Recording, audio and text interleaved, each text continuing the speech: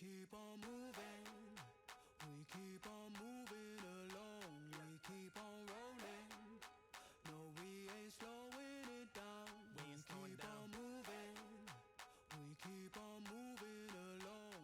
Now, keep in mind, before I read from my list here, keep in mind, the judge was privy to all of this because it was in the sentencing memo. Here is what the judge heard from prosecutors. On his cell phone, photos and images, smoking a pipe, video smoking a bong, drinking out of a bottle of liquor, text messages referring to wanting to do some dabs, which is really, really intense marijuana, smoking, buying, and sharing weed, wants a hookup for acid. He was down for an acid trip.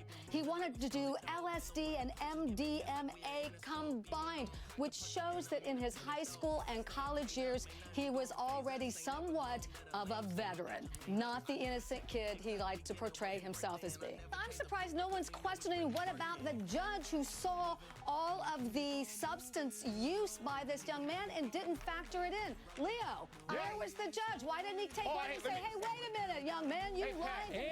And wait, Leo, before you answer, Leo, it gets worse. The kid's mom breaks down in court. The kid's upset. So they send him home with the mom and the attorney for, I think, a couple days before he has to show up for jail. I've never heard of such a thing. Hey, let me sit here. First of all, the judge should be recalled. But let me put on my fake psychology hat. When the father says that the guy only had 20 minutes of action, the father of this kid, that guy tells you why this kid acted this way. He lived in an environment, as Anahita said, an affluenza environment that allowed him to act like this. Absolutely. And Dr. Drew, it blew me away when I found out the judge was actually privy to that evidence before sentencing. Right. He knew that this man had lied. He told the court, oh, I had no experience with alcohol, no experience with drugs, I'm from a small town. He lied to the court. The judge knew that before the sentencing, and instead of increasing his sentence, instead of looking at that as an aggravating factor, he gave him a 6-month sentence, even though he lied to the court. Dr. Drew, one other thing he lied about, he told the probation officer something completely different. He told the probation officer that they were kissing and dancing at the party, but in the police report he said he ran into her outside. Two completely, and saying he was kissing and dancing and that she agreed to go home with him. That's what he told the probation officer. Something entirely different. Dr. Drew, I may have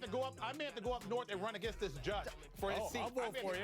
I'm up for this. I'll be your campaign manager. Here's what's really ironic. He was a sex crimes prosecutor and, in fact, touts himself, maybe touts seems harsh, he actually was and is a battered women's advocate.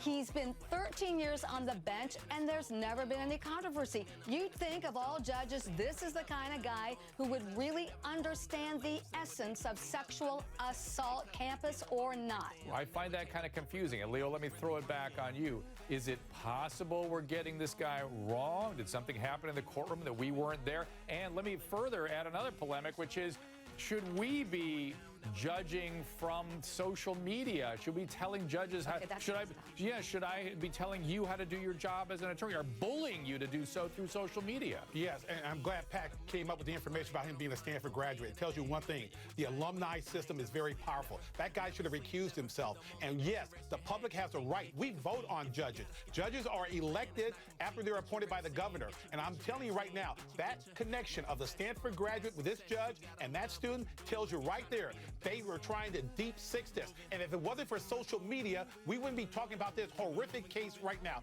That powerful message by the mayor and those women speaking just made me emotionally upset about this case. It's outrageous. It is upsetting. But again, I want to look at this from all angles. Anahita, where does it stop? What if somebody is a same color or same gender or same whatever? Judges have to recuse themselves then? I have to say, I'm absolutely disgusted with this sentence, Dr. Drew, but at the same time, I don't agree with Leo. I'm sorry, but the judge shouldn't recuse himself simply because he went to the same university as the criminal defendant in his court. Yeah, I mean, you can't, I think that's going to be the wonderful slippery slope we always talk about, and I don't like to second-guess judges, I really don't, but I mean, this sentence is so far out from left field, there's absolutely, Dr. Drew, no way way to justify a 6-month sentence for a crime like this. He was convicted of rape, of sexual assault by 12 jurors. So, Pat, what happened? How did he get it so wrong?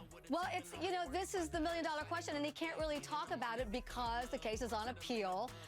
But it seems to me that the people who are arguing against him, in fact, one of the women, I mentioned this the other day, who's behind one of the many recall petitions, there's like 5 of them, and in one of them there's 900,000 supporters on just one of them alone.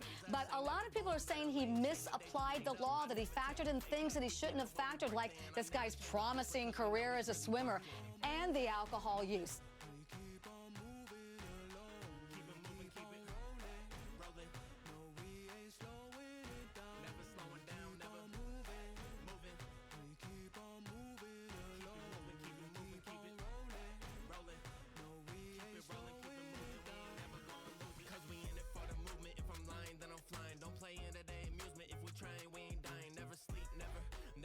Never. The moment that you rest your head, they think they can compete. If you gotta skip steps, then the plan is not complete. Get your reps in, get your reps in, get your. Never rest on a past success. You gotta love what you do if you're trying to be the best.